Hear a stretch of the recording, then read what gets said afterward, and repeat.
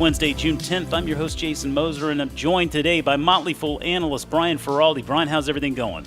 Jason, it is finally the end of school for my children this week. Normally, the end of school year is something to fear and not like. Given that it was been homeschooling for 3 months, we couldn't be happier. Yeah. How about you? Yeah, I can imagine. That's interesting. Our timing, same timing. Our girls are finishing up their last week of school now, and yeah, it's been school at home for the past 3 months or so, which has been interesting. I think Fairfax County Public Schools have done, I think, an admirable job in a difficult situation. I do not envy having to be in that type of position where you just have to figure out how to flip this thing on its head and completely do everything differently. It wasn't perfect by any means. I'm sure they learned a lot from it, and I'm sure they will continue to employ those lessons and make it better and better. But frankly, we were just thrilled that our kids were able to finish school and actually complete the work and be able to move on to the next grade next year, because it does sound like they want to get these schools open back up in the fall, which I know that parents are certainly looking forward to that, probably as much as the kids. Yes, I can confirm that. As a parent of 3 elementary school children, I assure you, I am so looking forward to them to going back to school already. Yeah, but the real way, none of this homeschooling nonsense. Yep. Well, we get a few months of summer here, and then hopefully we're right back into the swing of things. But today, folks, we wanted to talk a little bit more. Today's Wednesday, so it's Wildcard Wednesday, and as our listeners know, that Wildcard Wednesday can take the show in virtually any given direction. Today, we're going to take it into the healthcare direction, as I'm sure some would be happy to hear. Brian, you have been looking into a recent IPO in the healthcare space. You've been researching a company called Inari Medical. And tell our listeners about what Inari Medical does and what you've found out about it so far. Sure, and hats off to Joey Solitro for bringing this one to my attention. I always lean on Joey to be super excited about IPOs, and he's always so happy to share them with me. So otherwise, this one would not might have gone under my radar. But so this is Inari Medical. The ticker symbol is NARI. Just came public in May of this year. So the IPO markets, Jason, are still open, believe it or not. They raised about $180 million. And this is a medical device company that is focused on minimally invasive treatments for venous thromboembolisms. I'm just going to call that VTE from now on, and what that essentially means is a blood clot in a vein. So there's a blood clot in a vein. That's a venous thromboembolism, or a VTE, and these are bad news. I mean, if you have a blood clot, cardiovascular disease is one of the leading causes of deaths, and blood clots can appear in veins for huge number of regions. They're typically associated with surgery, like post-surgery. It's fairly common to have them.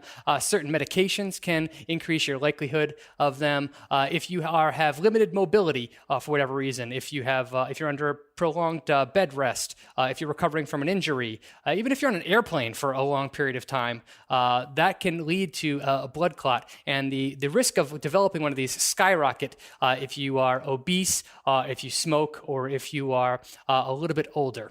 And these are a major, major problem. Yeah, and I'm glad you mentioned that, because it's one thing I think as we get older. I mean, I think this is something that certainly comes into play for more of us as we get older. And you mentioned flying. I know that travel can become a bit of a chore for folks with venous thrombosis issues, VTE issues. That you can't be sitting around for extended periods of time. You got to be up and moving, and so everybody I have ever spoken with issues like this. I mean, it sounds like most are being prescribed some type of medicine, some type of drug that is helping to thin the blood. But this is not a drug company. This is a device company, isn't it? Yes, correct. So Inari is focused on, has FDA clearance to treat 2 types of VTEs. The first is called deep vein thrombosis, or just DVT, and that's when a blood clot is formed in the extremities of the body. The most common area for them to be formed is in the leg, and sometimes those blood clots can detach and travel, and one of the places that they travel to is the heart and the lungs, and that is called a pulmonary embolism, or a PE. So Inari makes products that go into the veins and physically remove these blood clots from the body. Now, you mentioned before that a lot of people with PE or DVT are typically treated with blood thinners. Those are called anticoagulants.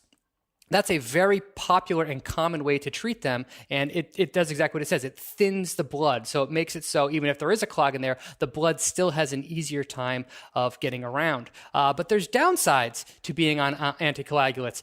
First off, you're on them for the rest of your life. It's not something you take once. It's once you're prescribed them, you are on them for the rest of your life. That can be expensive. Number two, when you have blood that is thinned, that creates a bleeding risk. What that means is if you get a cut or a scrape or you are bleeding for some reason, your blood has a much harder time stopping to bleeding. And that can lead to serious medical complications, especially if you're going in for surgery or something along those lines.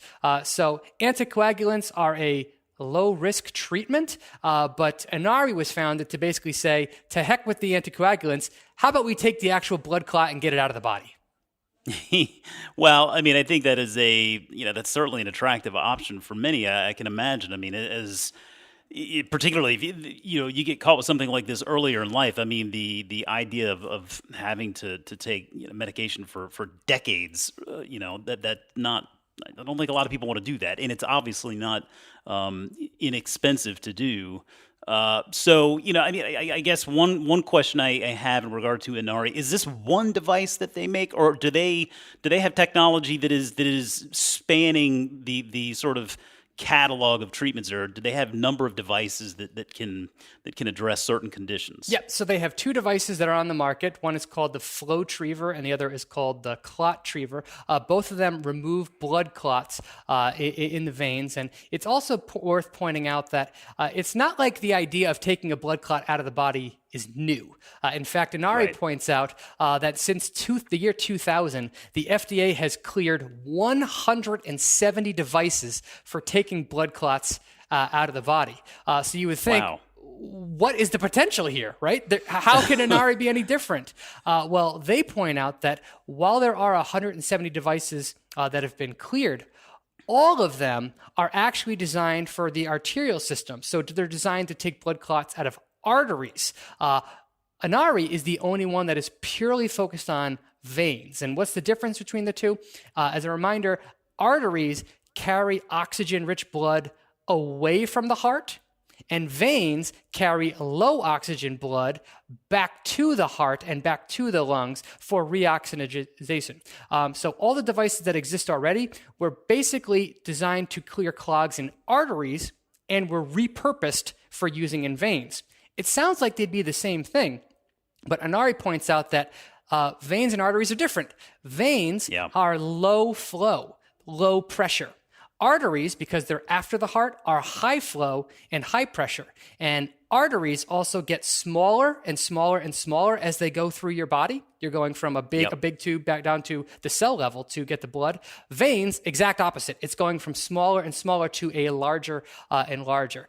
So because Inari is hyper-focused on just the veins, they have purpose-built these products for just vein surgery. It's allowed them to stand out in what appears to be a crowded marketplace. Okay, so given the medical descriptions there and understanding what the product does, how it differentiates itself from other competitors on the market, because I mean that is really something worth noting. I mean, with a market filled with devices that address a certain condition, it does seem like with Inari taking a different tack here, I mean, that makes sense. I mean, if you get FDA approval with something like that, that's got to be more encouraging there. So ultimately, I mean, we're investors, of course, Brian. What's the business model with this company? I mean, is this something where they're selling these devices to the physicians themselves? Exactly how does the money flow through this business? Yeah, sure. So Inari is going after hospitals, and they're specifically targeting interventional cardiologists, interventional radiologists, and vascular surgeons. And just for a sense of scale, this company just achieved FDA approval for these products in 2018, and they're in the scaling up phase. So they have 72 reps that are on the market. So the devices that they sell, again called the Clottriever and the Flowtriever, they are sold directly to the hospitals, and they are used during the surgery. And Inari says that there's a couple of benefits to its model. First off, its products have been designed to minimize blood loss. There's also no upfront capital cost for the hospital. So, example, when we talk about companies like Intuitive Surgical, that requires a massive $1 million investment upfront. In Inari's case, it's just the devices themselves, which are disposable, which with each patient. And Inari has the clinical data to basically say you use our device when compared to others, and you reduce the amount of time that you stay in the hospital. You minimize the amount of blood loss, you safely and effectively remove the blood clot, and then after we're done, that patient is going to be anticoagulant drug-free for the rest of their life. So those are some serious clinical benefits that they're promising.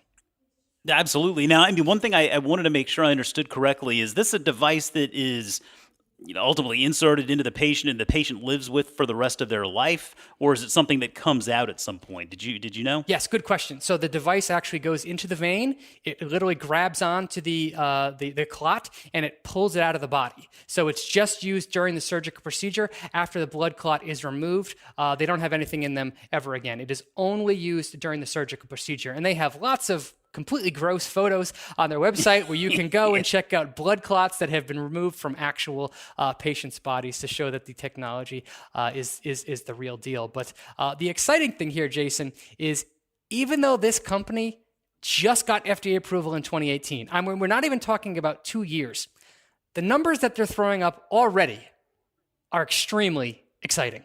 I mean, extremely exciting. You would expect that this company would be a cash-burning machine, just an absolute furnace of that.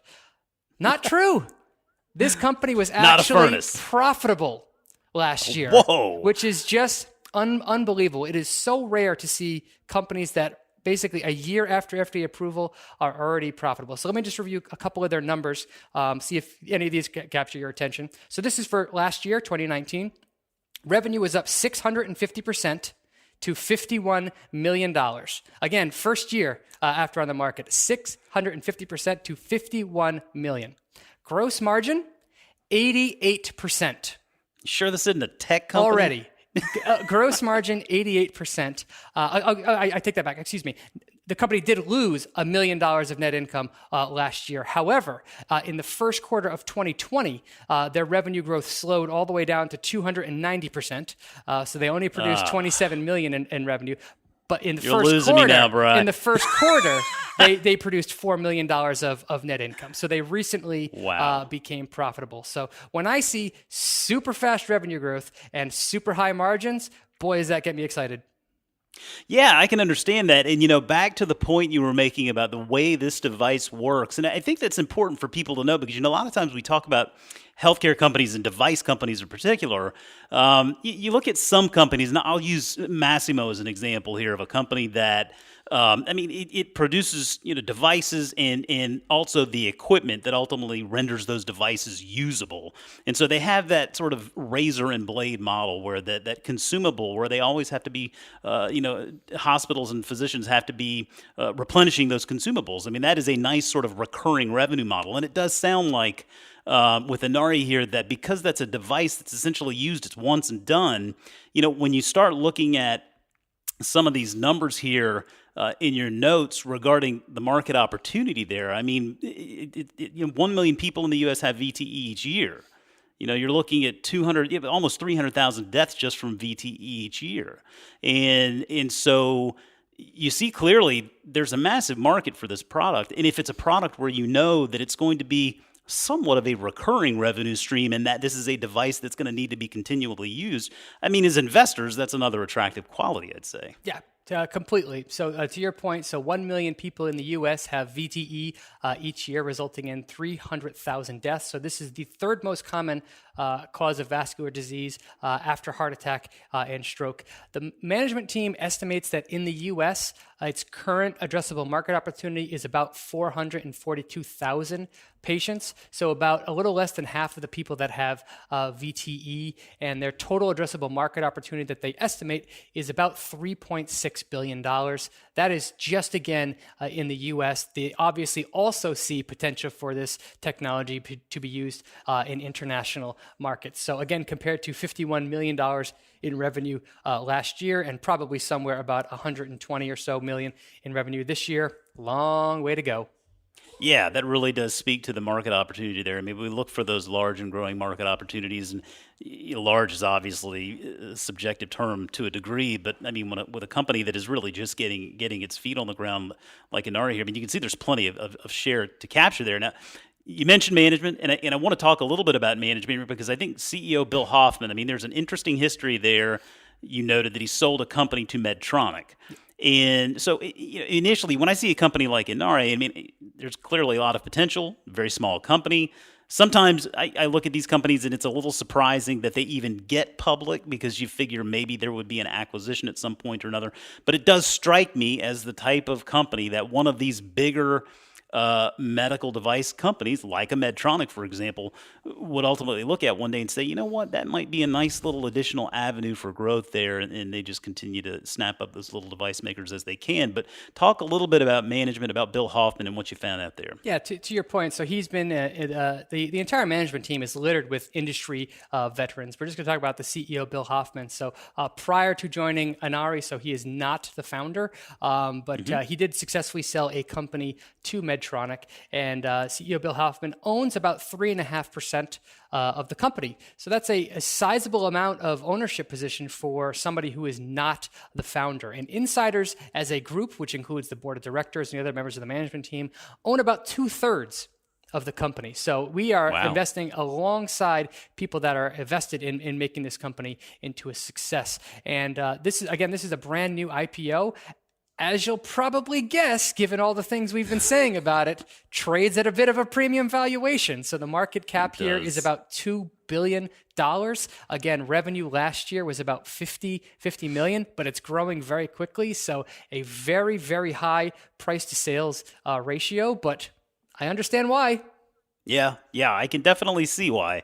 And another thing that comes with a recent IPO, particularly with these smaller companies, and in one where there is a significant insider ownership, you look at the float, the total shares outstanding versus the shares that are floating on the open market, right? That float looks to be a relatively low number today. Now, that's pretty normal for most IPOs. I mean, as time goes on, that float starts coming back up. But my point there just being that it can result in some volatility in the share price, just if maybe the stock in its early days isn't quite as liquid as as maybe some more mature companies. So certainly something worth keeping in mind. But speaking to the market cap there and the valuation of the company, because I mean I would say that's probably one of the bigger risks with a company like this, at least in the near term.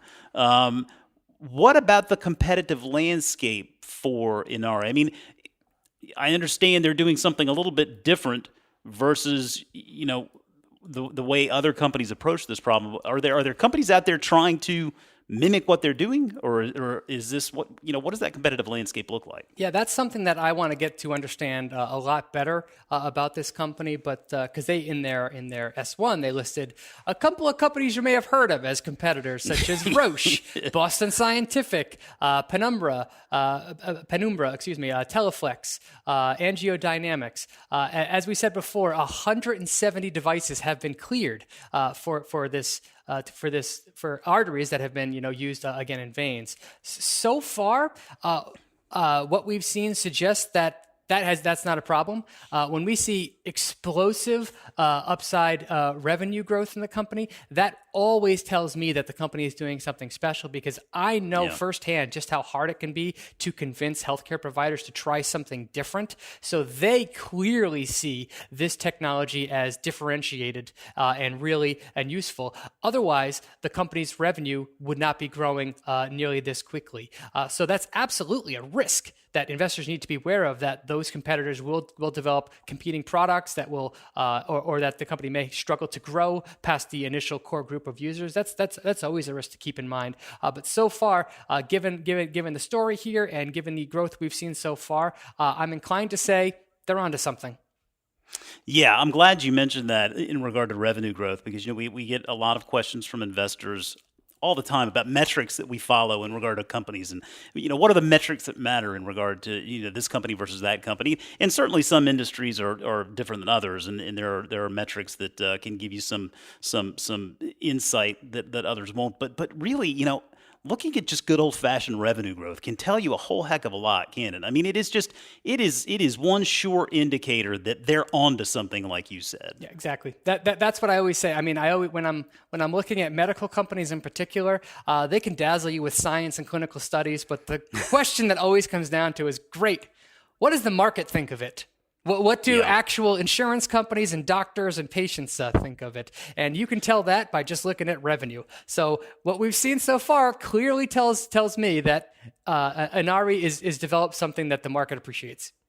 Well, it does sound like you're interested, and I guess the ultimate question for listeners, they're going to want to know your perspective on this stock. If it's something where you feel like investors ought to be keeping an eye on this one, or whether this is something that maybe they should just kind of throw into the too difficult to understand pile. Where are you following the stock here today?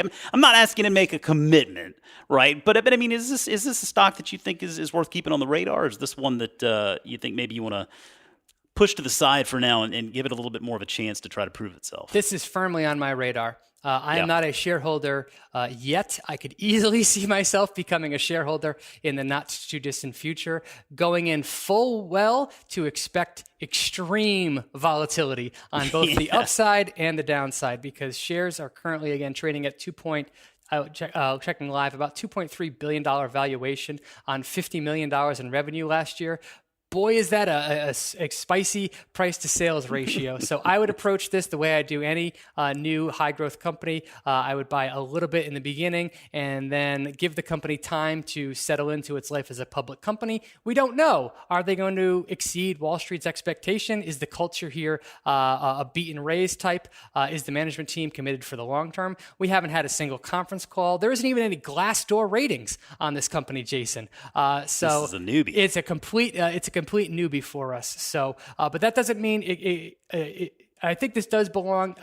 This could have a place in the speculative portion of your portfolio for sure, and this is one that I look forward to following for a long time to come. Yeah, and you know what I tell? If nothing else, Brian, it does sound like you may want to, take just some time here in the next week or two, put together a pitch for the Rule Breakers team, because this sounds like something they might be interested in over in David Gardner's Rule Breakers service, I think, don't you? Sure, and if only it had an AR or VR angle to it, right, Jason? Oh man, that would just be the best of both worlds. Oh man, well, Brian, listen, I really appreciate you taking the time out today to jump into this company, Inari Medical, and telling our listeners more about what they're doing and why it's a stock that should be on their radar. Excellent rundown, excellent information, and as always, really appreciate you taking the time. Hey, I love nothing more than shining a light on awesome companies that I think people should get to know. Yes, sir. And that's going to do it for us this week, folks. Remember, you can always reach out to us on Twitter at MF Industry Focus, or you can drop us an email at industryfocus@fool.com. And yeah, hey, if you see some new companies out there IPOing, something you think we need to be looking at, make sure to let us know, because we always love digging into new companies. But as always, people on the program may have interest in the stocks they talk about, and the Motley Fool may have formal recommendations for or against. So don't buy or sell stocks based solely on what you hear. Thanks as always to our man Austin Morgan behind the glass, the Zoom glass, for putting all of the pieces together for us. For Brian Feroldi, I'm Jason Moser. Thanks for listening, and we'll see you next week.